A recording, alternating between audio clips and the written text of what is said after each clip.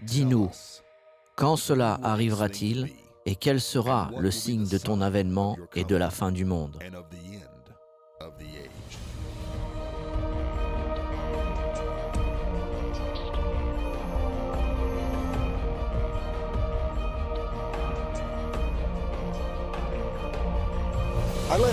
Notre leçon d'aujourd'hui est l'Antichrist et le faux prophète, les deux hommes qui vont bientôt gouverner le monde. Dans la partie précédente de Comprendre la fin des temps, nous avons appris la renaissance du Saint-Empire romain. Nous avons aussi appris qu'il y a toujours été gouverné par deux dirigeants, un dirigeant politique et un dirigeant religieux. La Bible nous dit que le Saint-Empire romain de la fin des temps sera de nouveau gouverné par un dirigeant politique et un dirigeant religieux. Le dirigeant politique sera un homme appelé l'Antichrist. Le dirigeant religieux sera le faux prophète. Examinons tout d'abord l'Antichrist. Je parle du dictateur mondial qui vient et qui se trouve actuellement sur la terre attendant d'être révélé. L'Antichrist porte plusieurs noms dans les Écritures. Il est appelé l'homme du péché, il est appelé le fils de la perdition. Regardons cette écriture dans 2 Thessaloniciens au chapitre 2 et au versets 3 et 4.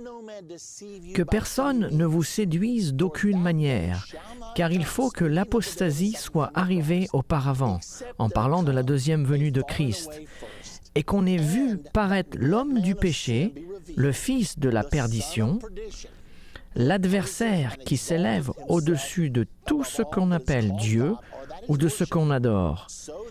Il va jusqu'à s'asseoir dans le temple de Dieu, se proclamant lui-même Dieu. Le voici donc, portant ces deux noms, homme du péché, fils de la perdition. Cependant, il a aussi d'autres noms. 2 Thessaloniciens au chapitre 2 et au verset 8 nous dit « Et alors paraîtra l'impie, que le Seigneur Jésus détruira par le souffle de sa bouche. » Là, il parle de la deuxième venue. « Et qu'il écrasera par l'éclat de son avènement. » Donc dans ce passage et ailleurs, l'Antichrist est appelé cet impie. Et cet impie sera révélé. L'Antichrist est aussi connu comme la petite corne. Écoutez ce passage dans Daniel 7 au verset 8. « Je considérais les cornes, et voici une autre petite corne sortie du milieu d'elle. Et 3 des premières cornes furent arrachées devant cette corne.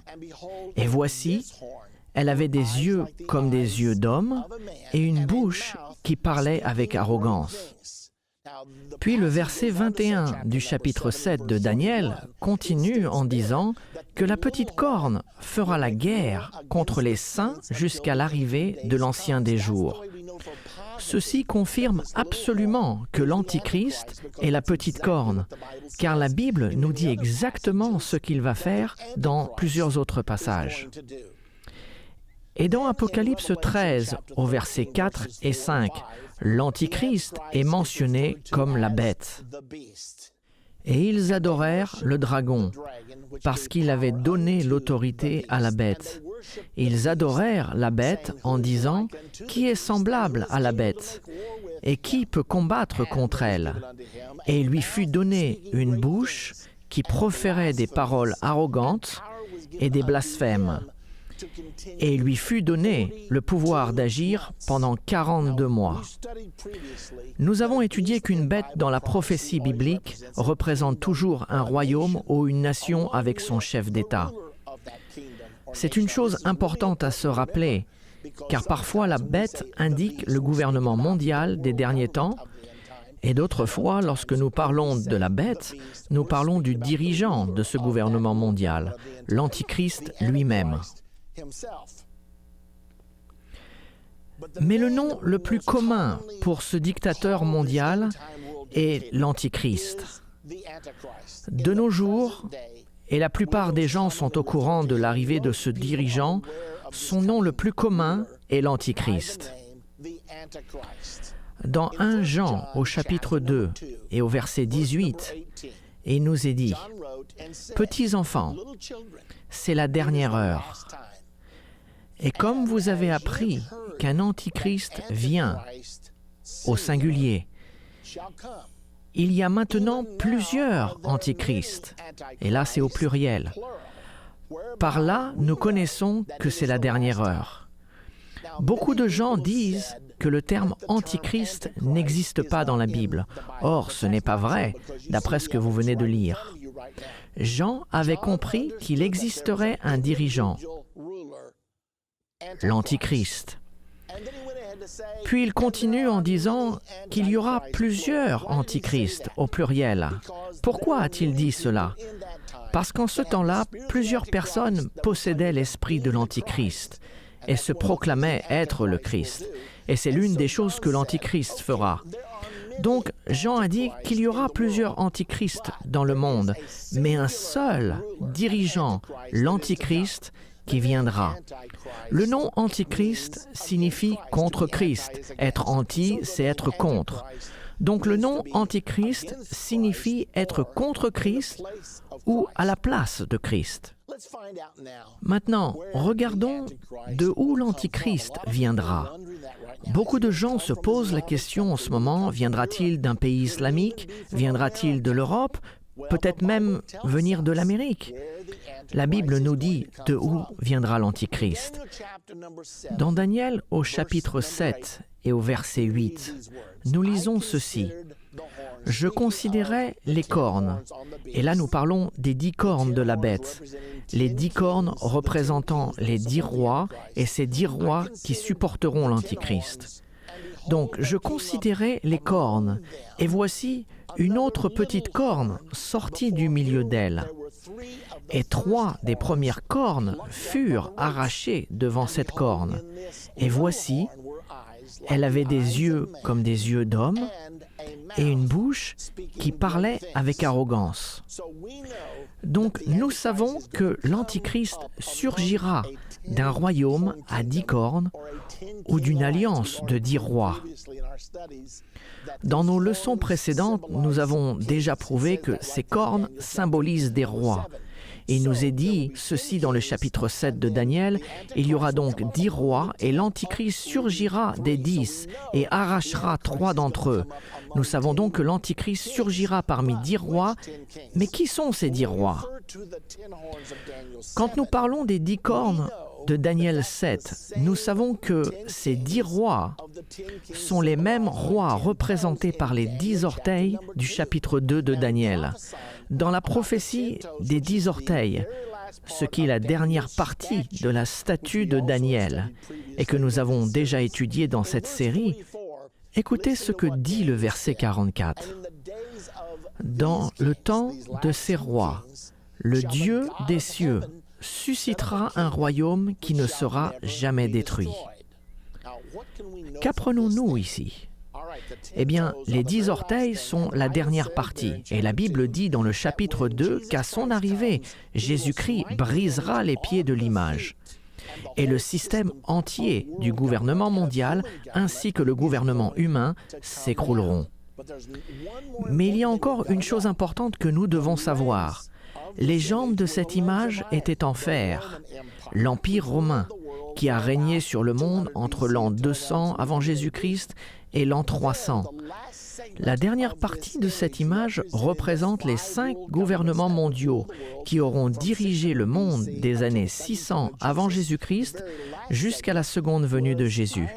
La toute dernière partie est le fer mélangé à l'argile, le fer étant l'Empire romain, Les pieds et les orteils de fer mélangés à l'argile symbolisent le Saint-Empire romain. Remarquez que le fer est maintenu, mais un autre élément s'y est rajouté, l'argile. Et il s'agit donc du Saint-Empire romain qui a toujours été en Europe. Remarquez que ces 10 orteils sont faits de fer mélangé à de l'argile, ce qui signifie que le royaume à 10 cornes viendra de l'Europe, du Saint-Empire romain. Il est dit ceci: dans les temps de ces rois, le Dieu des cieux suscitera un royaume qui ne sera jamais détruit.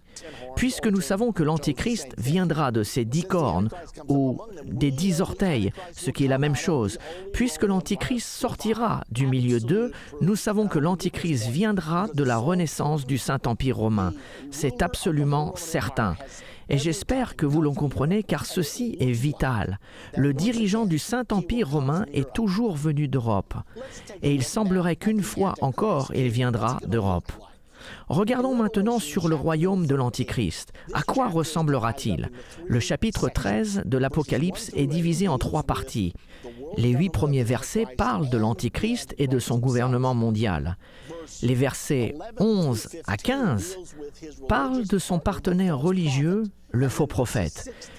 Puis les versets 16 à 18 parlent de leur système économique mondial, celui qu'ils utiliseront afin de forcer l'obéissance aux décrets de ce gouvernement mondial et du système religieux mondial qu'ils établiront.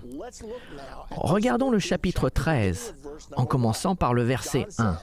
Et Jean dit: « Puis je vis monter de la mer une bête qui avait 10 cornes et 7 têtes. Et sur ses cornes, 10 diadèmes, et sur ses têtes, des noms de blasphème. La bête que je vis était semblable à un léopard, ses pieds étaient comme ceux d'un ours, et sa gueule comme une gueule de lion. Le dragon lui donna sa puissance, son trône et une grande autorité. Rappelez-vous, une bête symbolise un royaume ainsi que son chef d'État. Cette bête symbolise le gouvernement mondial des derniers temps ainsi que son dirigeant. Il sera composé de la plupart des nations sur cette terre aujourd'hui, y compris le nouveau Saint-Empire romain qui vient juste de renaître le 3 novembre 2009. Examinons une fois de plus cette bête. L'Alliance des 10 nations s'unira pour former ce système de gouvernement mondial. Souvenez-vous que la bête avait le corps d'un léopard, les pattes d'un ours, la gueule d'un lion et les 10 cornes du royaume à 10 cornes. Et toutes ces bêtes, qui étaient des royaumes individuels dans Daniel 7, sont maintenant regroupées en un seul royaume, le gouvernement mondial sous la bannière de la mondialisation. Il est important de réaliser que l'Antichrist va diriger ce gouvernement mondial. Les nations incluses dans cette bête du gouvernement mondial sont l'Allemagne, représentée par le léopard, la Russie, l'ours, la Grande-Bretagne, le lion, et l'Alliance des 10 nations, le nouveau Saint-Empire romain. Nous sommes donc certains que ces puissances feront partie du gouvernement mondial de l'Antichrist. Ce passage, ainsi que d'autres, nous indique aussi que l'Antichrist régnera sur ce gouvernement mondial pendant 3 ans et demi. Et Daniel, au chapitre 7 et au verset 25, nous le dit de cette manière. Il, l'Antichrist, prononcera des paroles contre le Très-Haut. Il opprimera les saints du Très-Haut. Cela veut dire qu'il persécutera les saints. Et il espérera changer les temps et la loi. Et les saints seront livrés entre ses mains pendant un temps, c'est-à-dire 1 an, des temps, c'est-à-dire 2 ans, et la moitié d'un temps, c'est-à-dire une demi-année. Donc un temps, des temps, et la moitié d'un temps correspond à 3 ans et demi. Nous le savons car dans Apocalypse 13, nous trouvons la même chose, mais dite différemment. Apocalypse 13 au verset 5 nous dit ceci. « Et il lui fut donné, le gouvernement mondial et l'Antichrist, une bouche qui profanait des paroles arrogantes et des blasphèmes. et lui fut donné le pouvoir d'agir pendant 42 mois. Et bien sûr, 42 mois sont un temps, des temps et la moitié d'un temps, ou 3 ans et demi. Nous aimerions tous savoir l'identité de l'Antichrist et le jour viendra où cela sera possible. Cependant, en étudiant ces 3 livres de la Bible, Daniel, Apocalypse et 2 Thessaloniciens, de ces 3 livres, nous avons 53 prophéties spécifiques sur l'Antichrist. J'étais étonné de réaliser combien nous en avions. Maintenant, cet homme, l'Antichrist, est sans aucun doute vivant sur terre aujourd'hui. Toutes les prophéties qui concernent son règne se réalisent en ce moment. Donc, apprenons un peu plus au sujet de l'Antichrist. C'est un sujet très débattu. Certains pensent que l'Antichrist pourrait être un système et non une personne. Regardons ce que nous dit la Bible. Dans Daniel 7, au verset 24 et 25, il nous est dit que 10 rois s'élèveront. Et bien sûr, les rois sont des hommes, n'est-ce pas? Puis un autre roi s'élèvera parmi ces 10 et abaissera 3 d'entre eux. Et comme il est un roi, il est évident que ce soit un homme. Donc nous voyons ici que l'Antichrist sera un roi ou un dirigeant, donc ce sera un homme. La deuxième chose dont nous sommes certains au sujet de l'Antichrist est qu'il confirmera l'alliance abramique. Dans Daniel 9, au verset 27, il nous est dit que l'Antichrist fera une alliance avec plusieurs pendant 7 ans. Il s'agit de l'alliance dans Genèse 15, au verset 18, quand Dieu a fait une alliance avec Abraham, lui disant que la terre sur laquelle tu vis t'appartiendra, à toi et à ta postérité à jamais. C'est la raison pour laquelle nous l'appelons la terre sainte. C'est la terre de l'alliance, la terre promise. Quand ce pacte de paix sera signé, reconnaissant le droit d'existence d'Israël, il sera signé par la communauté internationale et par les Palestiniens ainsi qu'Israël. D'une façon ou d'une autre, l'Antichrist participera à la signature de ce pacte qui confirmera le droit d'existence d'Israël. Et c'est actuellement l'une des plus grandes tensions dans le conflit de la Terre Sainte. Maintenant, l'Antichrist ne sera peut-être pas au devant de la scène lors de ce pacte de paix. Il sera peut-être l'un d'entre eux. La Bible nous dit simplement qu'il confirmera l'alliance avec plusieurs pendant 7 ans. Mais nous verrons qu'il ne sera révélé que 3 ans et demi plus tard. Dès que la communauté internationale confirmera l'alliance, alors commenceront les 7 années avant Armageddon. Mais l'Antichrist ne sera révélé que 3 ans et demi plus tard. La troisième chose dont nous sommes certains est que l'Antichrist s'élèvera parmi 10 rois. Nous l'avons déjà mentionné dans Daniel 7 au verset 24 et Apocalypse 17 au verset 12 à 13. Les deux déclarent spécifiquement qu'un royaume de 10 nations existera et qu'il constituera la base du pouvoir de l'Antichrist. Nous voyons donc que l'Antichrist a plusieurs choses à accomplir. S'il ne les fait pas, il n'est pas l'Antichrist. Il ne sera pas difficile de l'identifier quand il arrivera sur la scène, car il accomplira chacune de ses prophéties sans en manquer une. De plus, la Bible nous enseigne qu'il surgira parmi 10 rois et en déracinera 3. C'est donc très spécifique. Daniel 7 au verset 8 nous dit que la petite corne arrachera 3 rois. Et aussi dans Daniel 7 au verset 24, les 10 cornes, ce sont 10 rois qui s'élèveront de ce royaume, un autre s'élèvera après eux, il sera différent des premiers et il abaissera 3 rois. Nous allons donc voir tout ceci, ces choses vont réellement arriver, nous les verrons dans les actualités et lorsque nous les regarderons, il va arriver un moment où nous saurons avec certitude que l'Antichrist a été révélé. Daniel 8, au verset 25, nous dit aussi que l'Antichrist se servira de la paix comme arme, ce qui est très intéressant. L'Écriture nous dit que l'Antichrist détruira plusieurs au nom de la paix. Se servir de la paix pour détruire. Comment cela peut-il se passer? Nous l'avons déjà vu plusieurs fois. Au nom de la paix, faites la guerre. Nous savons que les forces de l'ONU, afin de maintenir la paix, font la guerre contre des pays sous l'apparence de paix. Nous sommes ici pour faire la paix. Parfois, pour avoir la paix, il faut la créer. Par conséquent, l'Antichrist sera un pacificateur. Le sixième indice que nous avons sur l'identité de l'Antichrist se trouve dans Daniel 7 au verset 20. La Bible nous dit qu'il paraîtra plus grand que les autres. Puis dans Daniel 8 au verset 23, la Bible l'appelle un roi impudent et artificieux. Comment interpréter cela? Je l'ignore. Il est dit tout simplement qu'il paraît plus grand que les autres, puis il dit qu'il sera impudent et artificieux. Je suppose que nous le saurons quand nous le verrons. En attendant, il faut attendre et observer ce qui se passe. La Bible nous dit aussi que l'Antichrist se proclamera lui-même Dieu.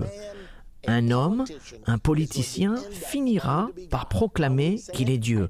Comment le dira-t-il? Je ne sais pas. Cependant, la Bible nous dit dans 2 Thessaloniciens 2, versets 3 et 4, que personne ne vous séduise d'une manière, car il faut que l'apostasie soit arrivée auparavant et qu'on ait vu paraître l'homme du péché, le fils de la perdition, qui s'élève au-dessus de tout ce que l'on appelle Dieu ou de ce qu'on adore. Il va jusqu'à s'asseoir dans le temple de Dieu, se proclamant lui-même Dieu. Dira-t-il « Je suis l'ultime autorité ici sur le mont du temple » ou bien « Je suis votre Messie » ou dira-t-il directement « Je suis Dieu, désormais je gouverne le monde » Nous n'en sommes pas certains, mais d'une façon ou d'une autre, il le fera. Cet événement s'appelle l'abomination de la désolation. Et l'abomination de la désolation se passera juste au milieu des 7 dernières années. Cela se passe 3 ans et demi avant la bataille d'Armageddon. C'est aussi l'événement qui déclenchera la grande tribulation. Et l'abomination de la désolation sera la révélation de l'Antichrist. Rappelez-vous ce qu'a dit l'apôtre Paul dans 2 Thessaloniciens 2 au verset 3, « Et qu'on ait vu paraître l'homme du péché, le fils de la perdition. » Quand nous voyons un homme sur le mont du Temple proclamant qu'il est l'autorité ultime du lieu, ou qu'il est le Messie, ou qu'il est même Dieu, quand nous verrons cet événement, nous saurons avec certitude que cette personne, cet homme, c'est l'Antichrist. L'une des choses les plus trompeuses concernant l'Antichrist est qu'il sera vu comme quelqu'un d'intelligent. Daniel 7 au verset 8 dit qu'il aura une bouche qui parlait avec arrogance. Daniel 8, 23 le décrit comme artificieux. De plus, la Bible dit qu'il persécutera les saints de Dieu. Apocalypse 13 au verset 7 le dit de cette façon. « Et il lui fut donné de faire la guerre aux saints et de les vaincre. » Oh, j'aime pas ça du tout. Il a reçu l'autorité de faire la guerre contre les saints et de les vaincre. Il a fait la guerre contre Jésus et il l'a vaincu.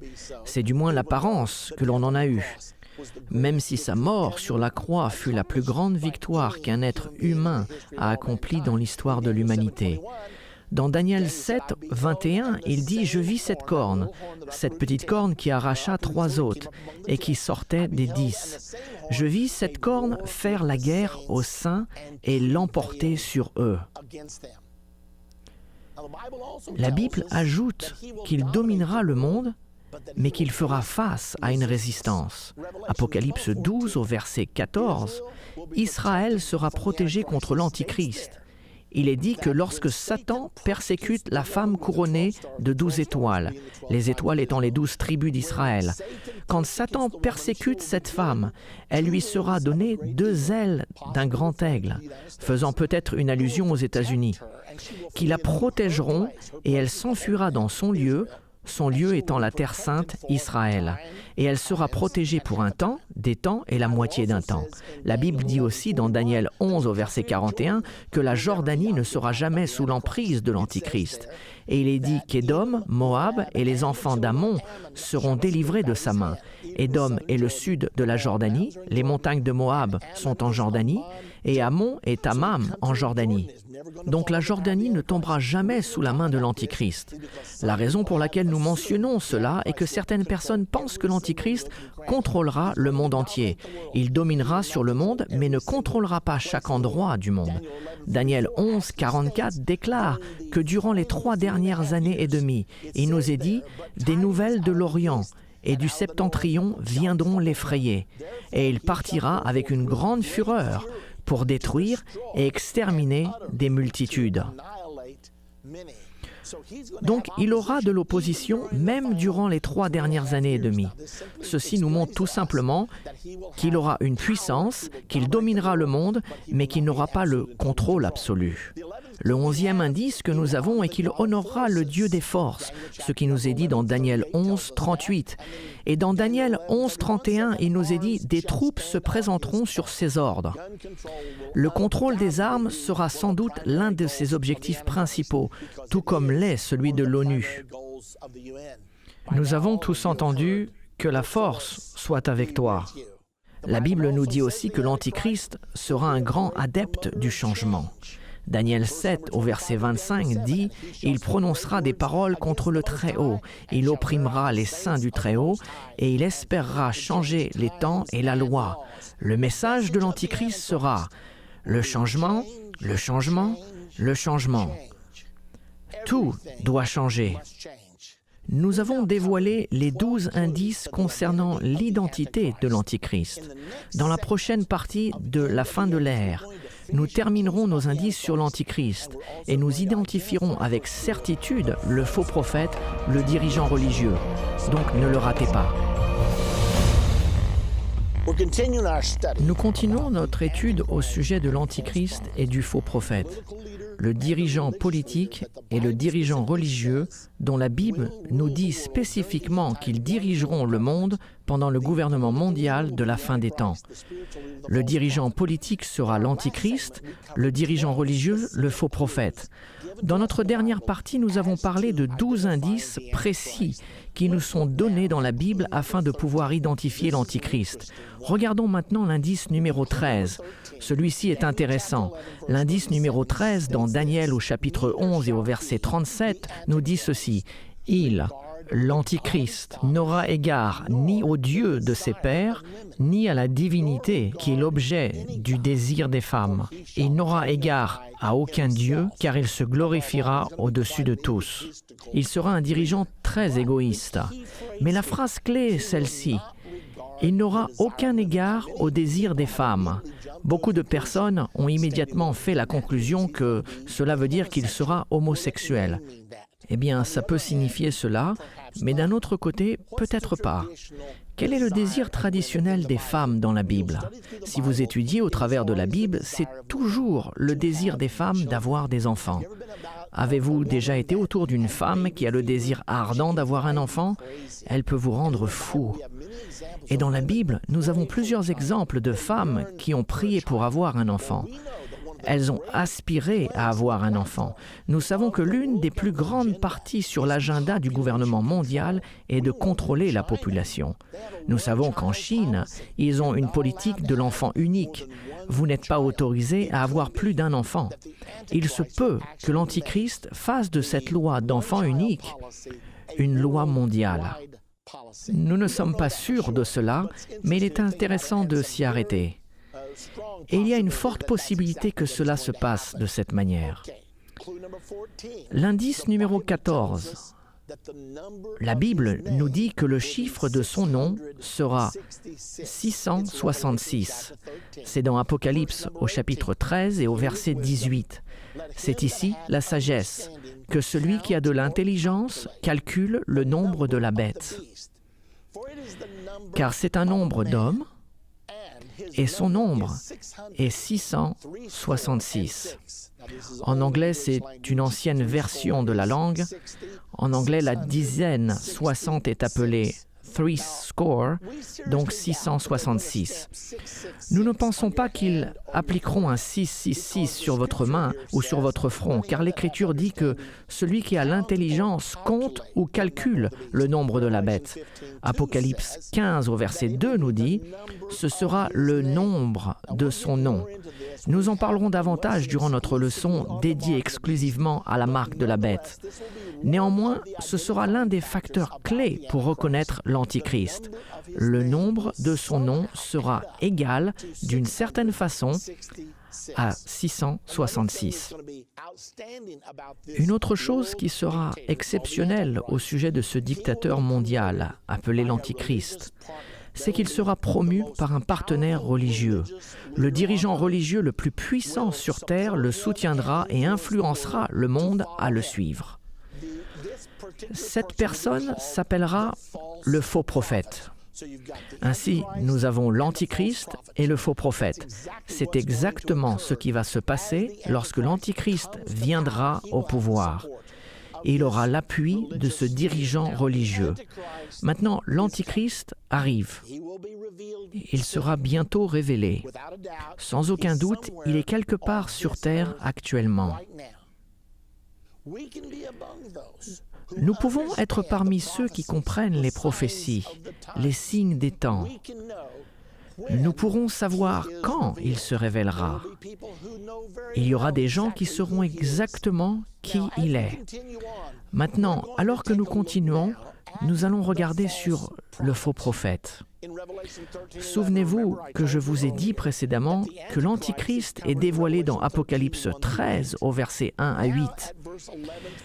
Dans les versets 11 à 15, nous regardons le partenaire religieux de ce dictateur mondial et qui dans la Bible est appelé le faux prophète. Le faux prophète sera le dirigeant religieux le plus célèbre et le plus aimé de la planète. Il utilisera son influence religieuse pour dire aux gens que ce gouvernement mondial est bon, que ce nouvel ordre mondial est bien. Il dira que cet homme, ce dictateur mondial, est un merveilleux cadeau de Dieu. Il ne l'appellera pas l'Antichrist, il ne l'appellera pas la bête, il ne l'appellera pas l'homme du péché ni le fils de la perdition. Il l'élèvera, l'exaltera et influencera le monde à le suivre. Donc, Apocalypse 13 au verset 11 nous dit « Puis je vis monter de la terre une autre bête qui avait 2 cornes. Maintenant, cette autre bête avait 7 têtes et 10 cornes. Cette bête-là a 2 cornes semblables à celles d'un agneau et qui parlait comme un dragon. » Quel paradoxe nous avons ici! Car dans la Bible, habituellement, quand nous pensons agneau, nous pensons bien. Jésus-Christ lui-même était appelé l'agneau de Dieu qui a ôté les péchés du monde. Cependant, cette deuxième bête ressemble à un agneau, mais l'apparence peut être trompeuse. Elle ressemble à un agneau, mais elle parle comme un dragon. Donc, qui est le dragon dans la Bible? Dans Apocalypse au chapitre 12 et au verset 9, il nous est parlé de ce dragon, le serpent ancien, appelé le diable et Satan. Donc il ressemble à Jésus-Christ, mais il parle comme le diable. Il est un prophète, mais c'est un faux prophète. Maintenant, le faux prophète va influencer le monde à suivre l'Antichrist. Nous lisons à ce sujet dans le verset suivant, au verset 12 du chapitre 13. Et il, le faux prophète, exerçait toute l'autorité de la première bête en sa présence. Il va être très puissant. Son influence religieuse le mettra dans une position de haut prestige. Et il obligera la terre et ses habitants à adorer la première bête, l'Antichrist, dont la blessure mortelle avait été guérie. Il opérait de grands prodiges jusqu'à faire descendre du feu du ciel sur la terre à la vue des hommes. Maintenant, pensez à ceci. Ce faux dirigeant religieux, pensez au dirigeant religieux qui a le plus d'influence en ce moment. Pouvez-vous imaginer ce qui se passerait si on le voyait à la télévision, dans le monde entier, faisant descendre le feu du ciel? Laissez-moi vous demander, comment réagiriez-vous en voyant avec vos propres yeux un homme faire descendre le feu du ciel? Les gens vont pleurer, les gens vont adorer, les gens vont danser et se réjouir. Ceci est incroyable. C'est l'œuvre de Dieu sur terre. Mais il sera le faux prophète. Comment allons-nous nous garder d'être séduits par cette personne? Il n'y a qu'une seule façon. La Bible nous dit « Vous sondez les Écritures parce que vous pensez avoir en elles la vie éternelle. Ce sont elles qui rendent témoignage de moi. » Peu importe quel genre de miracle quelqu'un fait, Dieu est capable de faire de vrais miracles. Mais la Bible dit que ce faux prophète donnera des signes trompeurs et des faux prodiges. Nous avons donc besoin de connaître notre Bible. Il nous est nécessaire de comprendre la parole de Dieu pour discerner le vrai du faux, le vrai prophète du faux prophète. Ce faux prophète, quand il fera descendre le feu du ciel, va obtenir une énorme influence dans notre monde. Et il va utiliser cette influence afin de soutenir le gouvernement mondial, la mondialisation, le nouvel ordre mondial et le chef de ce nouvel ordre mondial, l'Antichrist. Maintenant, comment savons-nous que cette deuxième bête est le faux prophète? Cela n'est pas dit dans Apocalypse 13, mais regardons le contexte. La Bible dit que cette deuxième bête séduira les habitants de la terre par les prodiges qui lui étaient donnés d'opérer en présence de la bête, disant aux habitants de la terre de faire une image de la première bête, l'Antichrist, qui avait été blessé par l'épée et qui vivait. C'est donc la description du faux prophète. Et il fera des miracles, et par le moyen de ces miracles, il sera capable d'influencer les gens à faire une image de la première bête pour qu'ils la suivent. Nous voyons une référence au faux prophète dans Apocalypse 19 et au verset 20. Voici ce qui est dit. Et la bête fut prise. Nous parlons d'Armageddon là. Et avec elle, le faux prophète, qui avait fait devant elle les prodiges. Vous voyez, cela correspond parfaitement. Par lesquels il avait séduit ceux qui avaient pris la marque de la bête et adoré son image. Ils furent tous les deux jetés vivants dans l'étang ardent de feu et de soufre. Donc, à l'avènement de Jésus-Christ, l'Antichrist et le faux prophète vont être jetés dans le lac de feu par Jésus-Christ lui-même. Continuons à regarder le faux prophète. Au verset 15 du chapitre 13. « Et il lui fut donné d'animer l'image de la bête, afin que l'image de la bête parle, et qu'elle fasse que tous ceux qui n'adoraient pas l'image de la bête soient tués. » Cela nous montre que le faux prophète va être un des acteurs principaux de la grande tribulation. Il va tuer ceux qui ne suivront pas le gouvernement mondial et ne s'engageront pas dans ce système religieux mondial que l'Antichrist et le faux prophète mettront en place. Quiconque refusera de faire partie de cela, la Bible dit qu'il les tuera. Et il continue en disant au verset 16-17, « Elle fit que tous, petits et grands, riches et pauvres, libres et esclaves, reçoivent une marque sur leur main droite ou sur leur front, et que personne ne puisse acheter ni vendre sans avoir la marque, le nom de la bête ou le nombre de son nom. » L'Antichrist et le gouvernement mondial exigeront que le monde entier se conforme au gouvernement mondial, prêtant serment à celui-ci ainsi qu'au système religieux mondial. Et l'une des armes qu'ils utiliseront pour exiger la conformité, c'est que vous aurez besoin de leur approbation afin de pouvoir participer à l'économie. Nous savons déjà comment cela marche. Nous le voyons déjà dans certaines nations où vous devez avoir une carte d'identité nationale, ou bien vous ne pouvez pas travailler. Pas de travail? Combien d'achats ou de ventes pouvez-vous faire? Nous savons déjà qu'ici en Amérique, il y a une déclaration qui a été faite qui demande à toute personne d'avoir une carte d'identité nationale et que sans celle-ci, vous serez dans l'impossibilité de travailler. Ils utiliseront donc le boycott économique comme un moyen de forcer la conformité à leur nouvel ordre mondial et son système religieux mondial. Ainsi, l'Antichrist et le faux prophète vont être en accord parfait et des gens vont penser que c'est merveilleux. C'est la façon d'avoir la paix et la sécurité. Nous n'allons plus accepter la diversité, nous allons exiger un niveau de conformité et cela sera le début de 3 ans et demi que la Bible appelle la Grande Tribulation. De plus, dans Apocalypse 16 au verset 13, il nous est dit que le faux prophète va aider à influencer les dirigeants du monde à envahir Israël. Alors, ce faux prophète ne sera pas l'ami d'Israël. Il est dit dans Apocalypse 16, versets 13-14, « Je vis sortir de la gueule du dragon de la gueule de la bête et de la bouche du faux prophète 3 esprits impurs, semblables à des grenouilles. Car ce sont des esprits de démons qui font des prodiges. Les démons peuvent parfois faire des miracles et qui vont vers les rois de toute la terre afin de les rassembler pour le combat du grand jour du Dieu Tout-Puissant. Remarquez ce qui se passe ici. Des esprits impurs sortent de la bouche du dragon, sortent de la bouche de la bête et de la bouche du faux prophète.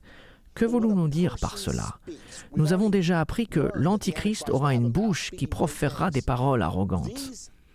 Ces personnalités auront une grande élocution et elles seront capables d'influencer le monde. Avez-vous déjà entendu une personne parler si bien qu'elle vous fait pleurer ou rire ou vous procure de l'enthousiasme? C'est la puissance de l'éloquence. Donc, des esprits sortant de leur bouche contrôleront les esprits de l'humanité.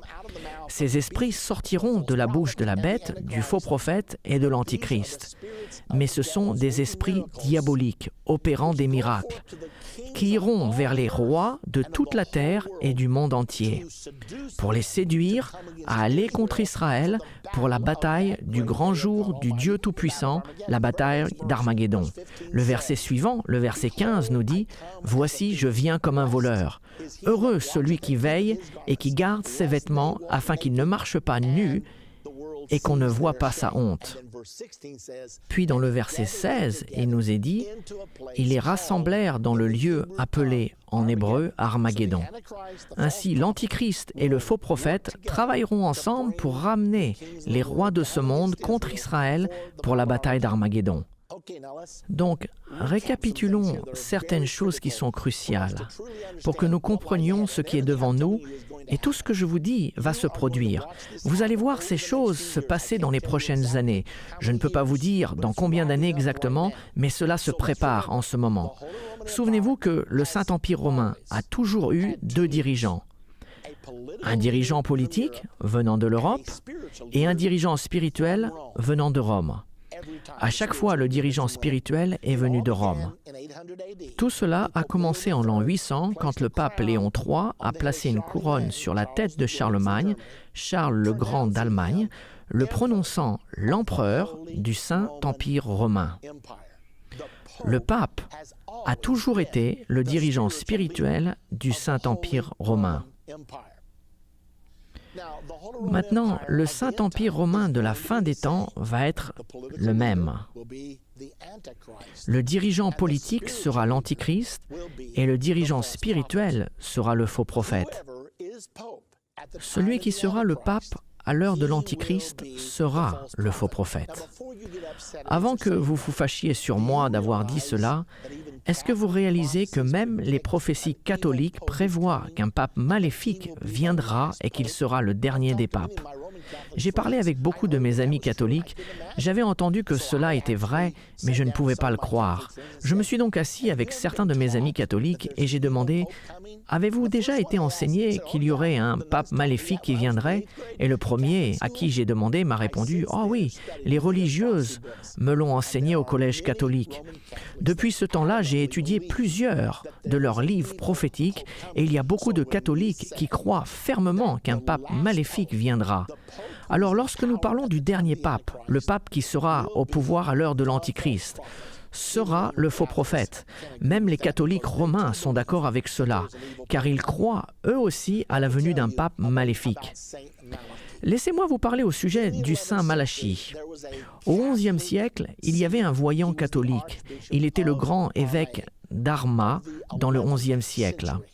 Il a prétendu avoir eu une vision de tous les papes, de son époque jusqu'au dernier pape. Et dans cette vision, il y avait 112 papes, de Malachie jusqu'au dernier pape. Ce dernier pape allait être un pape maléfique. Et durant le règne de ce dernier pape, Rome allait être détruit. C'est ce que Malachie a dit. Il a écrit tout cela dans un livre. Il est resté dans les archives du Vatican pendant à peu près 400 ans. Il n'y avait pas de presse à imprimer à l'époque, c'était trop cher à reproduire, personne ne savait s'il devait le croire ou pas. Et lorsque la presse à imprimer a été inventée, ils ont imprimé des copies de ce livre et ont commencé à les publier. Et même avec cela, il n'y avait pas un très grand impact. Cependant, lorsqu'on s'est approché du 112e pape, plus de copies ont commencé à être imprimées et le peuple a commencé à étudier. Et si Malachie avait raison? Et s'il y avait 112 papes? Et à ce moment-là, ils étaient au 110e, qui était le pape Jean-Paul II. Une autre chose que je veux que vous compreniez, quand Malachie a dit que pendant le règne du dernier pape, Rome serait détruite, savez-vous que la Bible enseigne cela? La Bible parle du mystère Babylone la Grande et elle appelle ce mystère Babylone la Grande la ville de 7 collines et Rome est la ville des 7 collines. La Bible enseigne que ce mystère Babylone la Grande va être détruite. L'Écriture dit qu'elle est tombée, Babylone la Grande. Et il y a eu un grand tremblement de terre. Et il nous est dit dans les prophéties de Malachie qu'un tremblement de terre détruira Rome. Je ne peux pas vous dire si vous devez ou pas mettre votre foi dans les prophéties de Malachie, mais il est intéressant de voir comment elles coïncident avec les prophéties de la Bible. Donc, lorsque le 110e pape, le pape Jean-Paul II, était sur son lit de mort, beaucoup de gens sont devenus très concernés au sujet des prophéties de Malachie. Et non seulement la prophétie nous dit combien de papes il y aura, mais en plus, elle nous donne un indice d'identification concernant chaque pape. Eh bien, l'indice pour le 111e pape était la gloire de l'olive. Quand vous vous arrêtez et regardez cela, vous vous dites, attendez une minute, lorsque le pape Jean-Paul II était sur son lit de mort, il y avait déjà un article écrit par un homme en Inde, et j'en ai un exemplaire. Le jour avant que les cardinaux aillent au conclave dans la chapelle Sixtine pour élire un nouveau pape, le pape Jean-Paul II venait de mourir.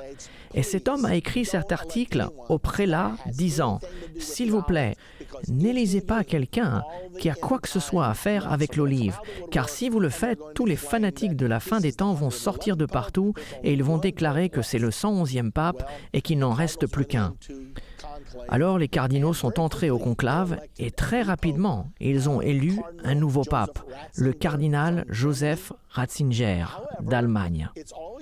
Cependant, c'est toujours la politique quand un nouveau pape est élu de choisir sous quel nom il va régner.